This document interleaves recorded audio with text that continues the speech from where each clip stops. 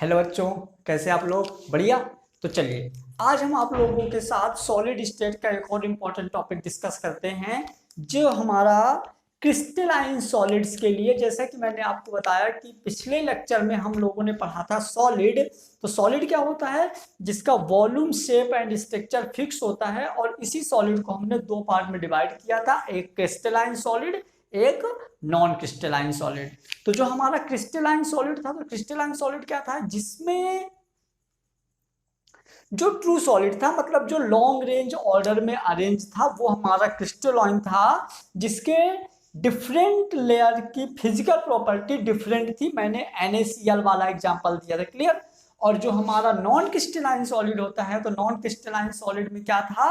मैंने आपको non crystalline solid बताया था कि ये एमॉर्फस या फॉल सॉलिड होता है, जिसको हम स्यूडो सॉलिड भी बोलते हैं, क्लियर। तो यदि हम क्रिस्टलाइन सॉलिड की बात करें, तो क्रिस्टलाइन सॉलिड के लिए एक साइंटिस्ट थे ब्रैग। उन्होंने एक इक्वेशन दिया जिसको हम ब्रैग इक्वेशन बोलते हैं। साइंटिस्ट थे ब्रैग लॉ। ब्रैग लॉ में हम एक इक्वेशन पढ़ेंगे जिसको हम ब्रैग इक्वेशन बोलेंगे, जो हमारी इक्वेशन होगी n lambda equal to 2d sine theta. क्या होगी? N lambda equal to 2d sine theta, clear. अब ब्रैग ने जो हमारा इक्वेशन दिया था n lambda equal to 2d sine theta, तो उसमें इन्होंने क्या बताया था? तो उन्होंने एक क्रिस्टल स्ट्रक्चर लिया। ये मान लीजिए एक क्रिस्टल की लैटिस स्ट्रक्चर है,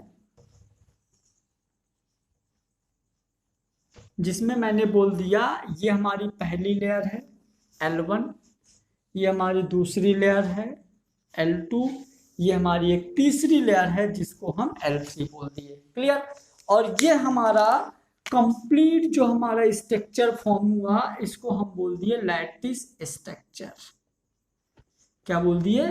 लैटिस स्ट्रक्चर, क्लियर हुआ। अब इस लैटिस स्ट्रक्चर में ब्रैग साइंटिस्ट ने एक्सरे यूज किया था। कौन सी रे यूज किया था? तो इन्होंने यूज किया था एक्सरे।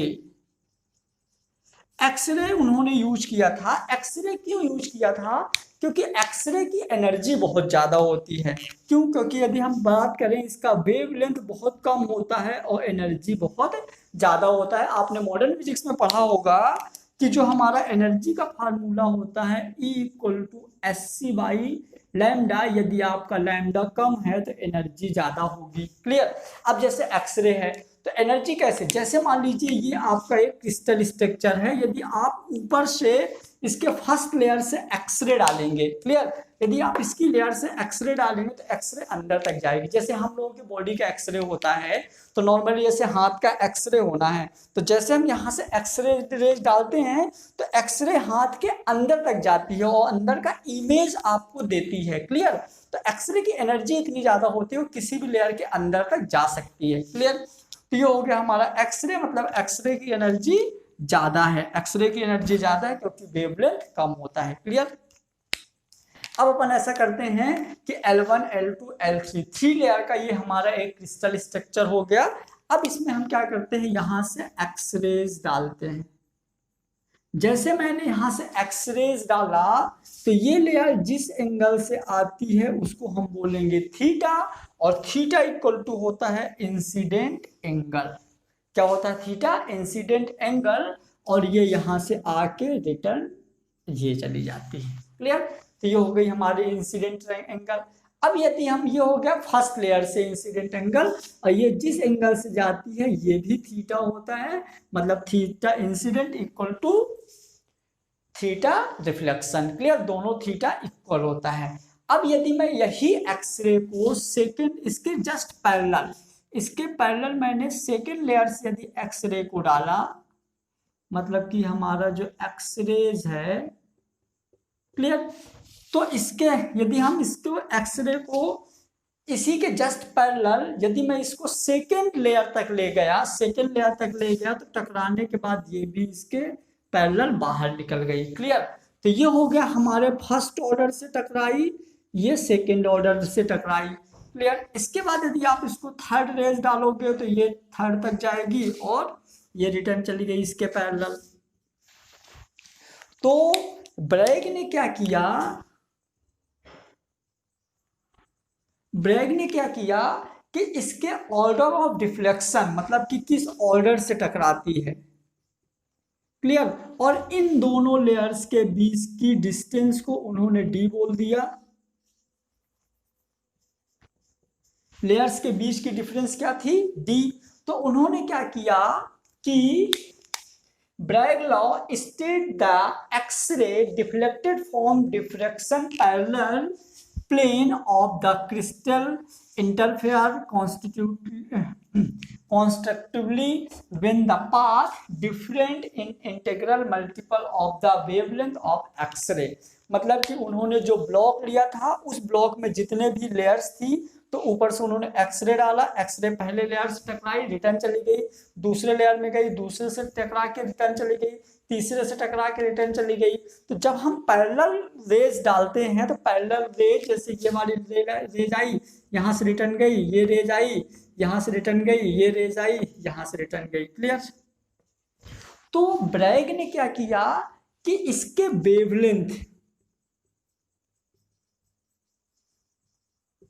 लैम्डा, एक्सरे की वेवलेंथ, इसके एंगल और इसके ऑर्डर और इसके डिस्टेंस में उन्होंने एक रिलेशन दिया, जो कि हमारा रिलेशन क्या था, उन्होंने एक रिलेशन दिया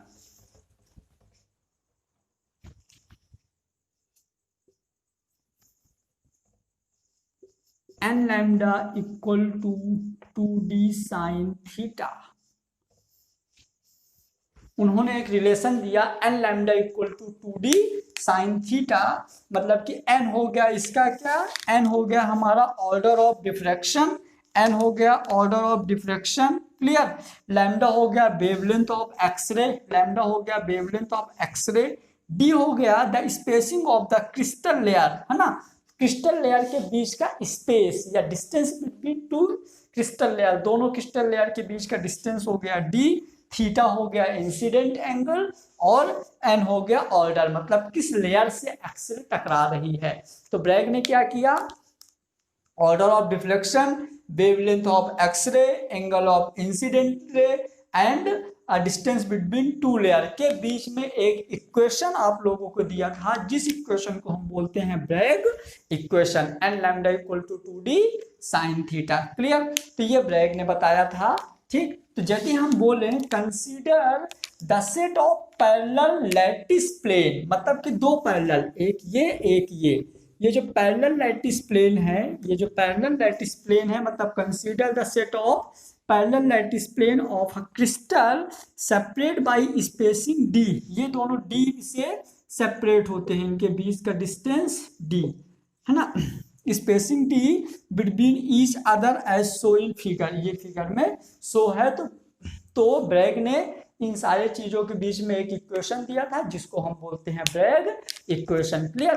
अब हम ब्रैग इक्वेशन से नीट में किस तरह के क्वेश्चंस आते हैं तो हम आपसे एक दो क्वेश्चंस डिस्कस करेंगे, क्लियर। चलिए, है the second layer diffraction of X ray, मतलब आप यहां लिख दीजिए सबसे पहले गिवन, आपको गिवन है n equal to 2 the second layer, clear. Diffraction of X ray with lambda equal to 1 angstrom, तो हमने बोल दिया लैम्डा इक्वल टू 1 एंगस्ट्रॉम, मतलब 10 की power -10 metre, clear.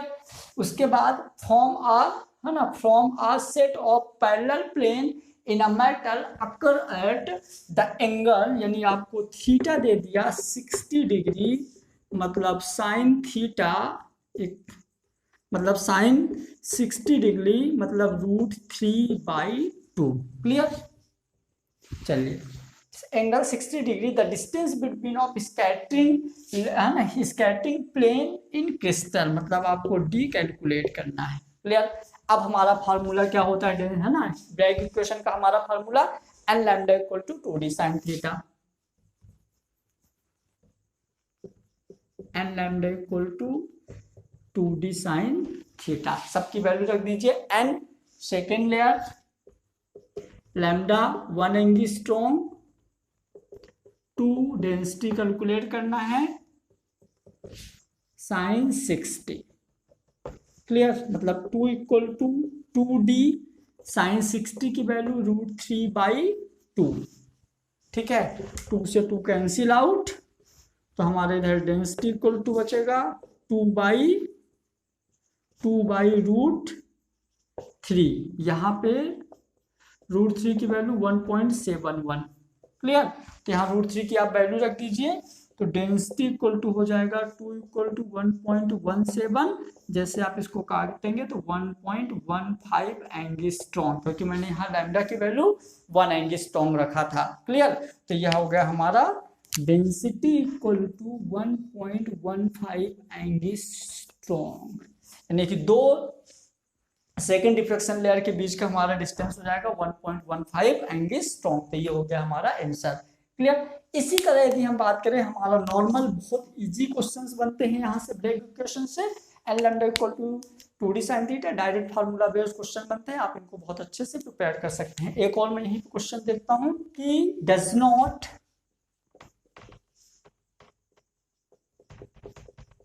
Not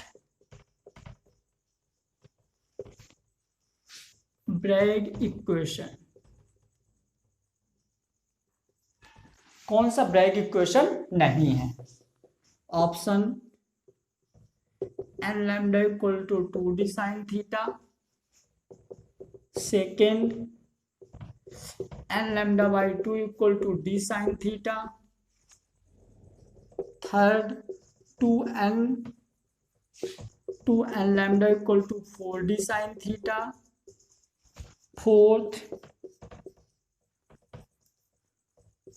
n lambda equal to d sin theta.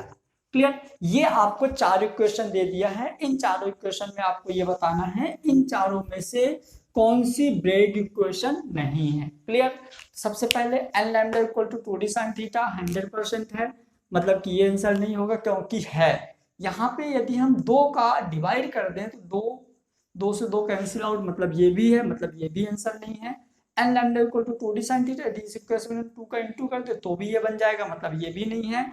N lambda equal to d sin theta, ये हमारा नहीं है ब्रैग इक्वेशन। क्लियर, बाकी ये तीनों हमारी ये ब्रैग